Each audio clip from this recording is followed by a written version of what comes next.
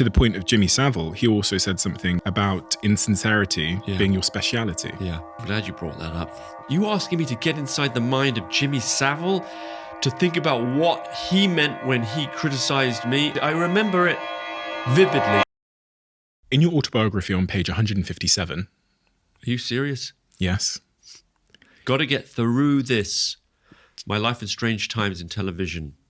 Do you know what I'm going to say? Get it on audiobook for an extra chapter about Jimmy Saville. That's true. Speaking of page 157 and Jimmy Saville, on that page, your former wife, seeing as we're talking about relationships and reviewing them, etc., she said, "There's nothing real about you." Yeah. And to the point of Jimmy Saville, he also said something which was to the same vein about insincerity being your speciality. Yeah. That's good. I'm glad you brought that up.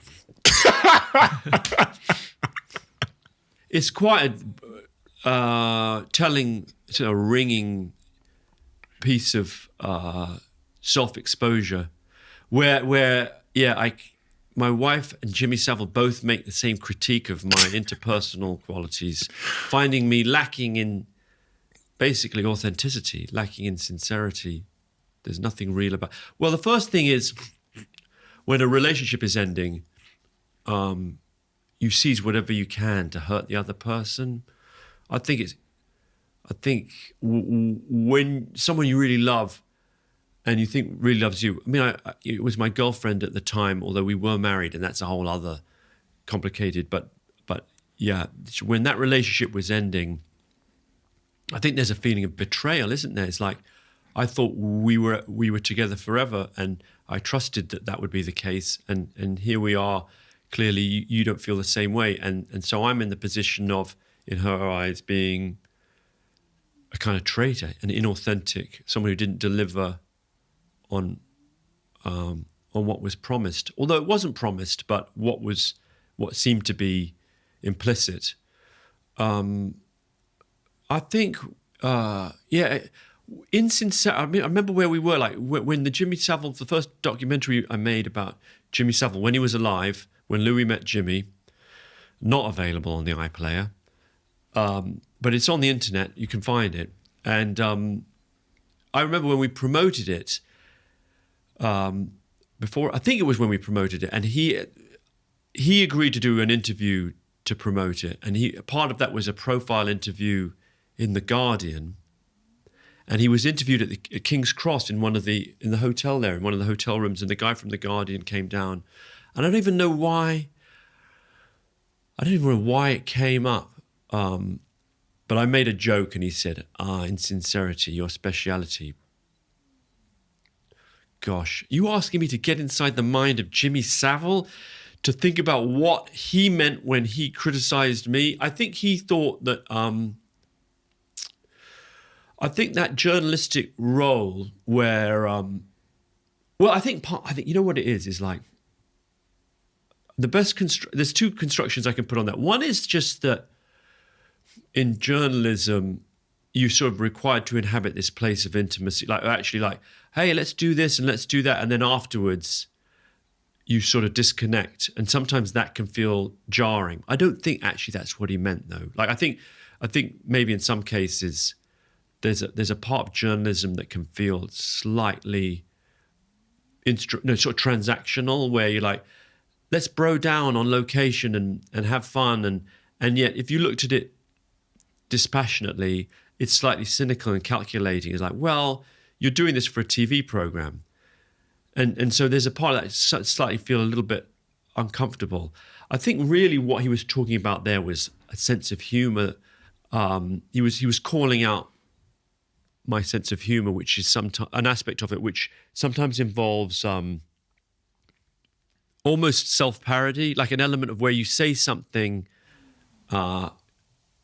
almost as a way of sort of parodying or satirizing your own. This isn't going to make any sense, Steve, but you satirize your own worst impulses. Like, the best example I can give is when I said to, when I was with Neil and Christine Hamilton, right? I did a program and they were accused of sexual assault, and while I filmed with them, and then and they would become media circus, and I carried on filming, and then they did a deal with the Mail on Sunday to sell their story. And I was interviewing them during all of this. And I said to Christine, how much did the Mail on Sunday pay for you for the interview? I was just curious because I knew probably they got 10 or 15 or 20,000 pounds. And I was just curious.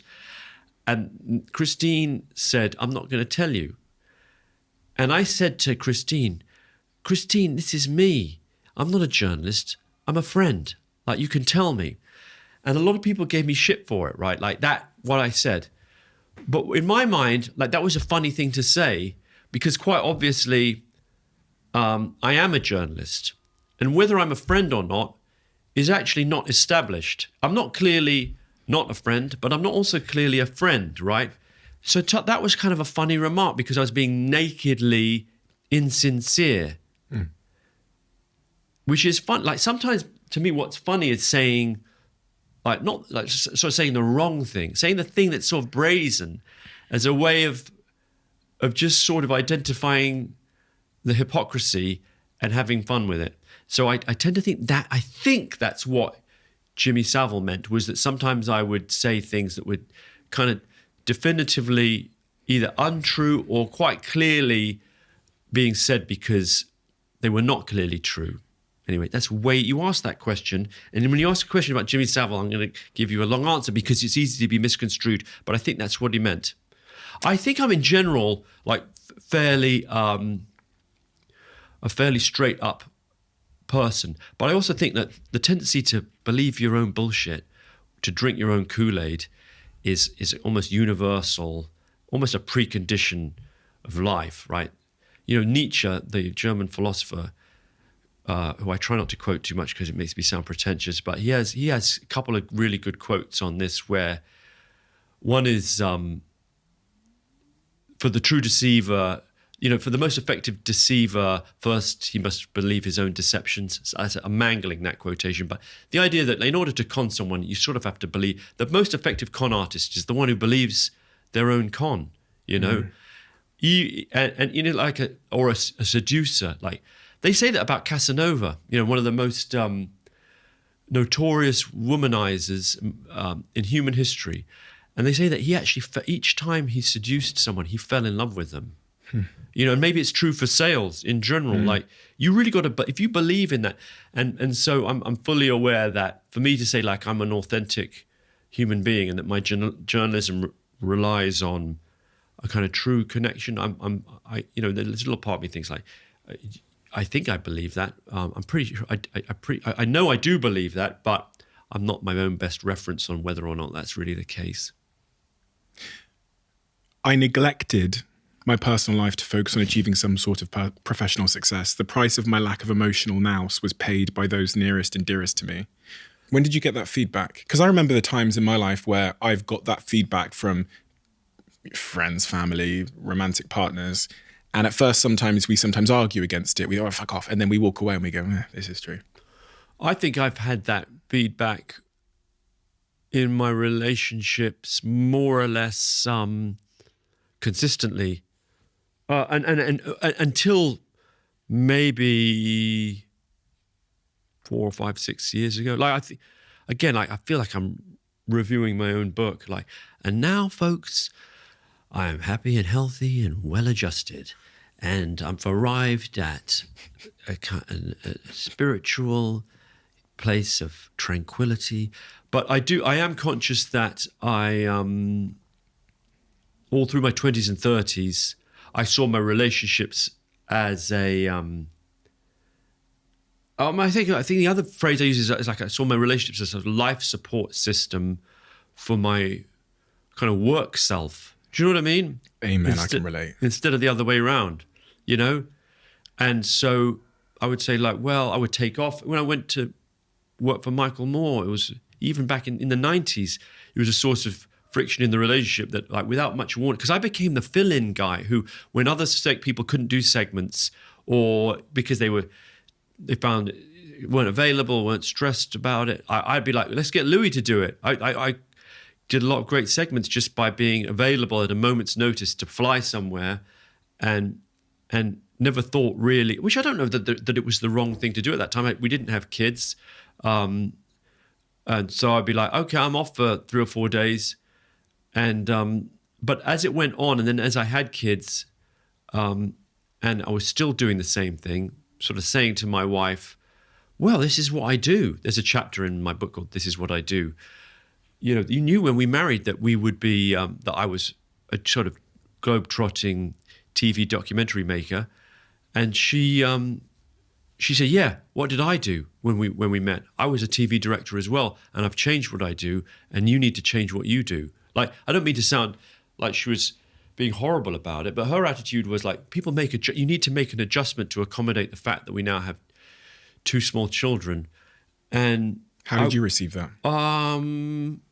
At first, I think I received that as, well, not well. Like, it didn't make me angry, but I was somewhat inflexible. If you love the Diary of a CEO brand and you watch this channel, please do me a huge favor. Become part of the 15% of the viewers on this channel that have hit the subscribe button. It helps us tremendously, and the bigger the channel gets, the bigger the guests.